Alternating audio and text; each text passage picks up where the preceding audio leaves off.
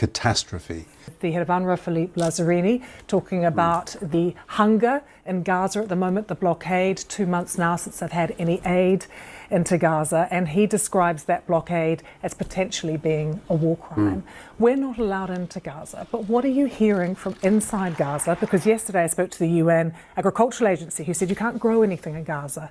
Arable land has been destroyed, there's no water. How are people surviving? Well, it's clear that there's been a campaign by the Israelis and by the Israeli army, and actually also using civilian contractors, because we've seen video of yellow painted, not military looking, destruction equipment pulling down ruins and destroying buildings and things like this. So first of all, it's clear that there is a policy of destruction.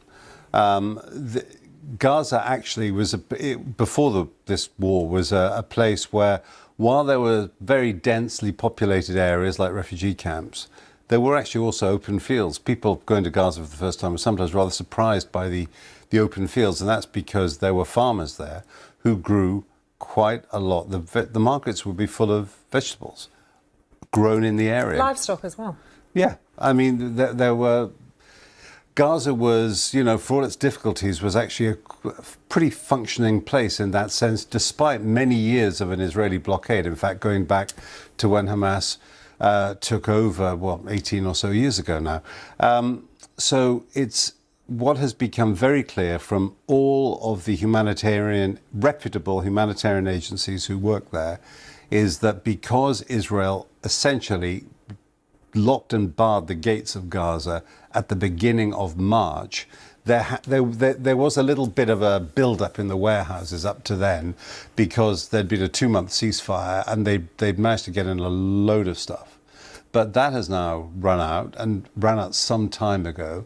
And the food that is there are apparently a few things in the markets, but they cost a packet, which most people are not able to afford. So there's this organisation known as the IPC, which is a sort of consortium of NGOs, the UN, some governments, and they, around the world, not just in Gaza, measure the figures that go into a food emergency. So they grind the numbers. And their latest update came out, in fact, yesterday. Yes, and we covered it. You've done it. Well, so you know then that, you know, it's all close to famine, and some people are in what they call phase 5, which is they call catastrophe. And that is a lot of people, actually nearly 500,000. So there's a desperate situation there. I think there are voices in Israel who say that's a load of nonsense, but that is not true. I certainly have not seen a detailed printout. Is that somewhere in the ruins of southern Gaza, and the town, it used to be the main town in southern Gaza was Rafah. By all accounts, that's now rubble. And somewhere around there, maybe on the edge of the rubble, I don't know, there are going to be so-called secure areas where there will be checkpoints and people will go in, get checked, and then be given rations for their family. Now, the expectation would be then that some people might have to come from way up the top of Gaza, and moving through Gaza is really difficult, highly dangerous. So essentially what the UN is saying is they won't cooperate because this will only help some people, and actually they have a perfectly good system that works very well to get aid to people as long as the aid gets in. And there are thousands of tons of food and medical supplies stacked up, waiting just a mile or two away in Egypt.